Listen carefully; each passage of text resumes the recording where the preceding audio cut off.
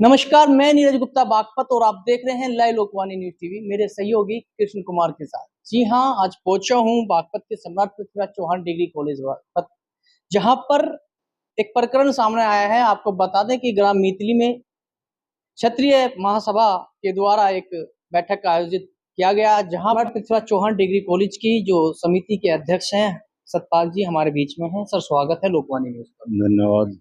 Sir, जिस तरीके से आपने एक बैठक कार्यक्रम का आयोजन किया है अपने जो कार्यकर्ता सदस्य पदाधिकारी हैं उनके साथ में, क्या कुछ कार्यक्रम है सर, क्या कहना चाहते हैं?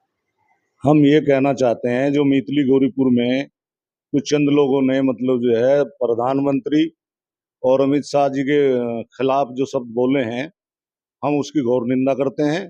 और मतलब आने वाले समय में राष्ट्र हित में हमारा 99% समाज राष्ट्र हित में रहा है और आगे रहेगा। आगे आने वाले समय में अगर ये कुछ चंद लोग अपनी हरकतों से बाज नहीं आते, बागपत क्षेत्र के इसी तरह की भाषा बोलते हैं, तो हम कानूनी कार्रवाई करने पे बाध्य होंगे। जैसे कि आपने सवाल भी सुना होगा कि क्षेत्रीय महासभा के द्वारा एक संगठन के द्वारा एक बीतली में जो है बैठक की जाती है, आयोजन किया जाता है शपथ ग्रहण समारोह का, और वहां पर जो है देश के प्रधानमंत्री और गृह मंत्री को लेकर के अशोभनीय भाषा का जो है प्रयोग किया जाता है। आप इस पर क्या कहेंगे? ऐसा है, जो 24 तारीख में गौरीपुर मीतली गांव में वाटर पार्क में एक क्षत्रिय महासभा का आयोजन हुआ। ये क्षत्रिय महासभा नहीं थी, ये जयचंद रूपी कुछ गद्दारों की सभा थी। और हमारे आदरणीय मोदी जी, आदरणीय गृह मंत्री अमित शाह के बारे में जो टिप्पणी की गई है, हमारा समाज, हमारा कॉलेज का प्रबंध समिति का पूरा तंत्र इसकी घोर निंदा करता है।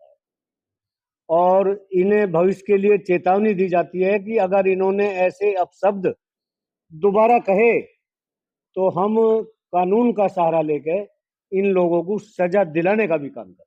वो सुना है कि ये कोई फेमस होने के लिए या कुछ जो है प्रसिद्धि पाने के लिए इस तरह का बयानबाजी? नहीं नहीं नहीं, इनमें दिमाग ही नहीं, इनमें वो सोच ही नहीं है। ये जयचंद रूपी कुछ वहां कार्यकर्ता जुटे हुए थे, जिन्होंने झूठी प्रसिद्धि पाने के लिए ये अनर्गल बातें कही है और कहा कि जब छतरी तलवार लेके चलेगा तो ये देश छोड़कर भाग जाएंगे। ऐसा बिल्कुल नहीं है, देश छोड़ के जाने की इन्हें कोई जरूरत नहीं है। ये देश के रखवाले हैं और भारत के ही नहीं, ये दोनों के दोनों लीडर दुनिया के लिए एक आदर्श नेता है। द्वारा जो बातें कही गई, क्या आप इससे पूर्णतः सहमत हैं? मैं इनसे पूर्णतः सहमत हूँ। और जो ये हमारे यहाँ बागपत में जनपद में आके जो इस तरह के कार्यक्रम कर रहा है और वो इस तरह की भाषा बोल रहा है, हम उसकी जो घोर निंदा करते हैं।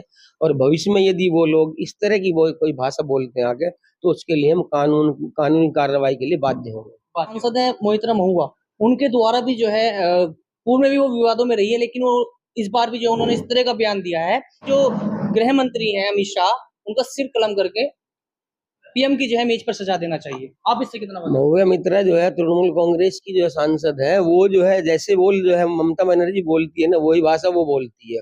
अब महुआ मित्रा जो पहले भी जो है बहुत सारे विवादों में रही है और उसका काम है केवल वो मित्रा मित्रा रहेगी। महुआ तो खत्म हो गया है, उसका अच्छा। मोही भंग हो गया उसका है। अब उसमें रह क्या गया है जब वो इस तरह की भाषा बोलती है कि पीएम वो गृह मंत्री का जो है सिर कलम करके जो है पीएम की कुर्सी पर रख दिया जाए। उनके पास है क्या, फिर काहे के सांसद है वो? क्या उनका जो है उनके पास में अपना कोई तरीका है बोलने का? भाषा तो कम से कम शालीनता होनी चाहिए। ऐसे जो है नेताओं को जो है राजनीति के उसमें होना चाहिए। ऐसे लोगों को तो जो है ना राजनीति से दूर होना चाहिए और इनके जो है खिलाफ कड़ी से कड़ी कार्रवाई, कानूनी कार्रवाई करनी चाहिए इनके खिलाफ। चेचे हुआ और जो भी है, किसी की हिम्मत नहीं थी जो हटा देता। ये इन दोनों लीडर की हिम्मत है, उन्होंने हटाया और हटाने के बावजूद पूरे देश में कोई दंगा नहीं हुआ, किसी किस्म की चिट्ठी तलक नहीं मिली। और इससे फालतू क्या कह सकते तो आप हैं। और सहमत हैं? बिल्कुल हम इन लीडरों के, इन दोनों लीडरों से हमारा देश सुरक्षित है और रहेगा।